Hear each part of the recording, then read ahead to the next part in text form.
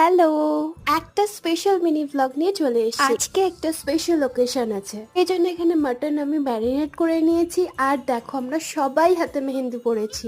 এখন আমি মাটন রান্না করিনি, মায়ের পুজোও দেওয়া হয়ে গেছে। আর কি সুন্দর লাগছে দেখো ঠাকুরকে। মাটন কষিয়ে এখানে সিটি দিতে বসিয়ে দিয়েছি।